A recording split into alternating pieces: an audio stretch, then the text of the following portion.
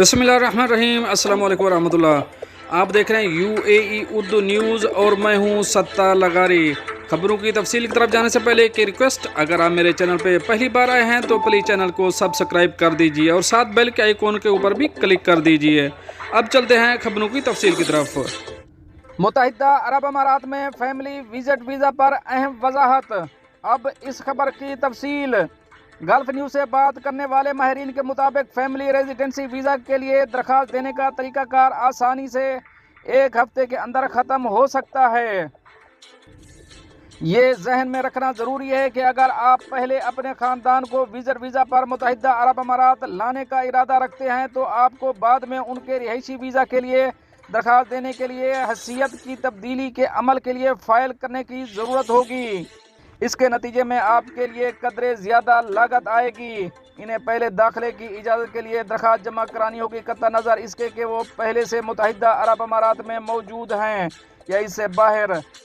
اس صورت میں کہ وہ پہلے سے ہی وزٹ ویزا پر ملک میں موجود ہیں، تاہم داخلے کا اجازت نامہ، جسے داخلہ اجازت نامہ اندرونی ملک کہا جاتا ہے، آپ کو اضافی لاگت آئے گی۔ اس کے علاوہ آپ کو اسٹیٹس کی تبدیلی کے لیے درخواست جمع کرانے کی ضرورت ہوگی، جس کے نتیجے میں تقریباً 1800 درہم کا اضافہ ہوگا۔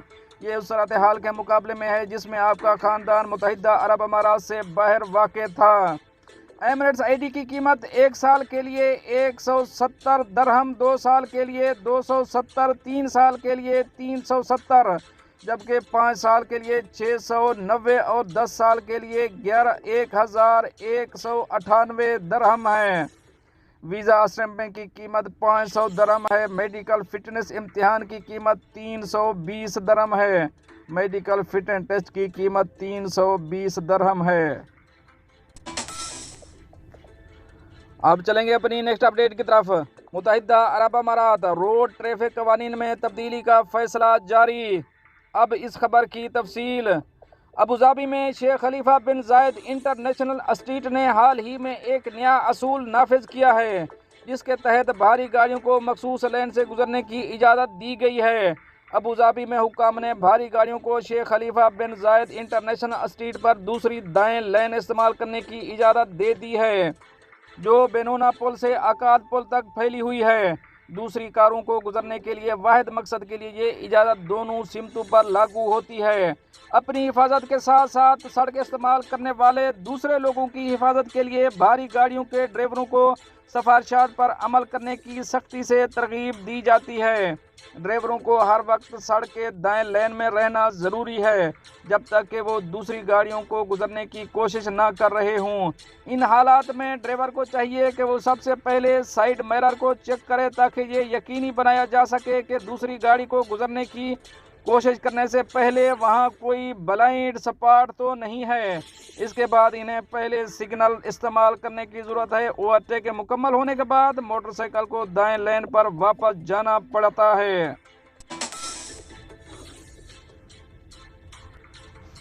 اب چلیں گے اپنی نیکسٹ اپڈیٹ کی طرف۔ دبئی میں گرل فرینڈ کو قتل کرنے والے شخص کو سزائے موت۔ اب اس خبر کی تفصیل۔ اماراتی میڈیا کے مطابق جولائی 2020 میں پیش آنے والے ایک واقعے میں ایک عرب شخص کو دبئی کی فوجداری عدالت نے اپنی یورپین گرل فرینڈ کے قتل کے جرم میں موت کی سزا سنائی۔ انتقامی کارروائی میں نوجوان نے اپنی گرل فرینڈ کی جان لی کیونکہ وہ کسی دوسرے شخص کے ساتھ تعلقات کی وجہ سے اس کے ساتھ تعلق ختم کرنا چاہتی تھی۔ بتایا گیا ہے کہ مجرم نے مارنے سے پہلے منصوبہ بندی کی اور اس لڑکی کا پیچھا کیا، اپنی گرل فرینڈ کی حرکات پر گہری نظر رکھی۔ مارنے کے روز وہ اس کے گھر میں داخل ہوا اور اس کو مار دیا۔ عمارت میں رہنے والے ایک رہائشی نے 7ویں منزل پر گڑبڑ کی اطلاع سیکیورٹی گارڈ کو دی۔ جائے وقوع پر پہنچنے پر گارڈ کو سیڑھیوں کے قریب خون ملا۔ اس نے سیڑھیوں کا دروازہ کھولنے کی کوشش کی لیکن نہ کھول سکا۔ اس کے بعد وہ دوسری منزل سے اوپر گیا اور مقتول کو زمین پر خون میں لت پت پڑا پایا۔ گارڈ نے فوری طور پر دبئی پولیس کو اس جرم کی اطلاع دی۔ معلوم ہوا کہ پولیس نے ناز قبضہ میں لے کر جائے وقوع سے شواہد اکٹھے کرنا شروع کر دیے۔ ایک پولیس افسر نے بتایا کہ ایک تفتیشی ٹیم نے کافی شواہد اکٹھے کیے، ملزم کی شناخت کی اور اسے ایک شاپنگ مال کے قریب سے گرفتار کر لیا۔ ملزم نے 2017 سے متاثرہ لڑکی کے ساتھ تعلقات کا اعتراف کیا، لیکن اسے سوشل میڈیا کے ذریعے پتہ چلا کہ وہ دوسروں سے ملتی ہے और इससे ताल्लुकात ख़त्म करने की कोशिश कर रही है, लेकिन मुजरिम ने इनकार कर दिया और लड़की का ताक़ुब जारी रखा, जिसकी वजह से लड़की जल्दी मुसलसल धमकियों से बचने के लिए मुल्क छोड़कर चली गई। लेकिन वो साल बाद मुजरिम को पता चला कि वो दुबई में काम पर वापस आ गई है।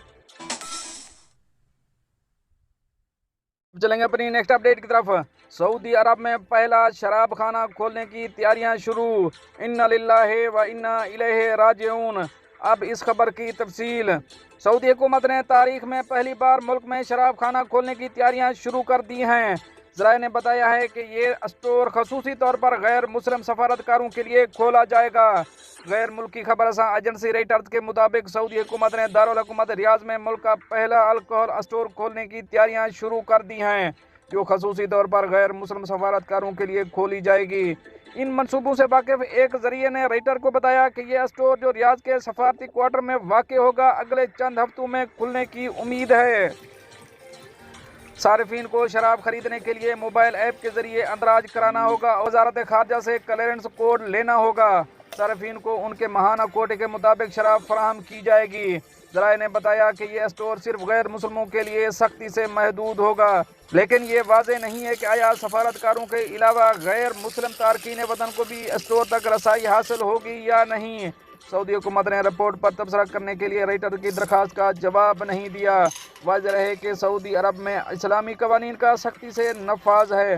ताहम अब मोहम्मद बिन सलमान की क़यादत में सऊदी हुकूमत विजन 2030 के तहत मुआशी और समाजी इस्लाहात कर रही है, जिसमें मुल्क को गैर मजहबी सियाहत के लिए खोलना भी शामिल है।